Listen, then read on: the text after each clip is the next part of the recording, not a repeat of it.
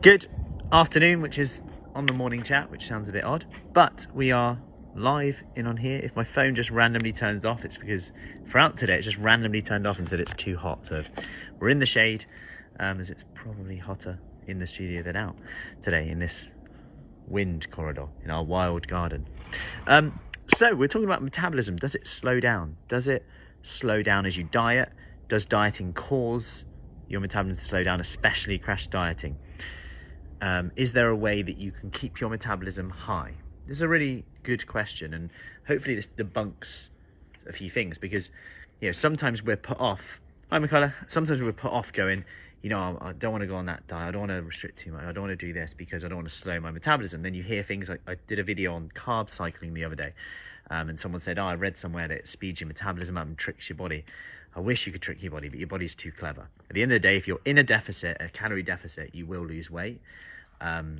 If you're not, then there's a few things we can look at around habit change, lifestyle things, etc. But let's go back to it. The main metabolic changes, so your metabolism, that happen when you diet are that if you become smaller from dieting, so let's say you become smaller as a result of dieting, aka you lose weight or lose body fat, the result of that is that you carry less weight, which means you burn less calories from walking around. That is the biggest metabolic adaptation that will happen. So almost your desired result causes your metabolism to slow down.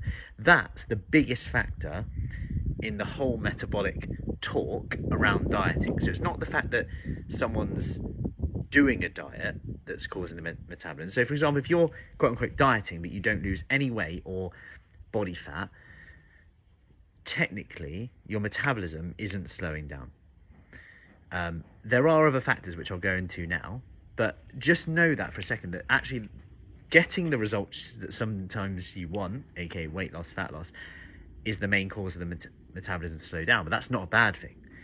Now, there are a few other things that we can look at.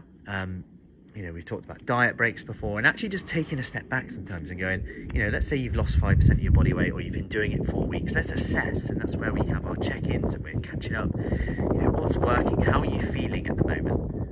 Are you feeling motivated? Have you got a lot on at work at the moment? Like, is it the right time to push on harder when you've got all these things going on at work over the next 4 weeks? Or is it actually okay just to go, you know what, I've lost a bit, or I've increased my exercise and I've kept it off despite doing this. Normally I'd probably have put on 5 pounds during this time, and I've lost 1, or I've lost 2, or stayed the same. And actually looking for the wins and reflecting, and that awareness is super, super key in that.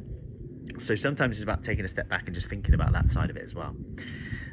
There are a few things you can do to keep your metabolism as high as possible. Like, so for example, higher protein intake. Protein takes a bit more calories to absorb and digest. So for example, like 15% 10-15%, up to 20% to digest and absorb protein, compared to 2 to 5% for carbs and fat. So already you're getting a bit of a nice metabolic advantage with that. Not to mention that muscle is metabolically active. That will have some like metabolism benefits in the maintaining more muscle. Means that you're technically heavier because you've got more muscle on you, which means you're bigger. So if you're doing 10,000 steps a day, you're burning more calories if you weigh more, right? So your metabolism is heavier, is quicker, if you like, because it takes more energy. There's more reactions going on. And I know that's an interesting thing to think about, because it's like, well, so if I'm heavier, my metabolism is quicker, technically. And throughout your day, so your basal metabolic rate, your NEAT in the day will burn more calories. So the exercise that you do without, just this part of your day-to-day, whether that's steps, whether that's just fidgeting, will burn more calories. But protein intake, muscle, 2 things that will help offset that a bit, at least a bit. And not to mention the benefits of muscle being that you're more likely to do more, because that's associated with better quality of life, aka getting up and down the floor is easier, less out of breath when I'm going up the hills and stairs. You might be more willing to go, I'm going to make this choice and I'm going to say yes to going out on this walk later on, or because you're not worried to be out of breath, or who you're going with, or having to stop, and all these things that come into a confidence. Not that you should be, but these are just things that we hear a lot. So I hope that helps. That's a little 2-minute rundown. Might have gone over in this morning's afternoon chat.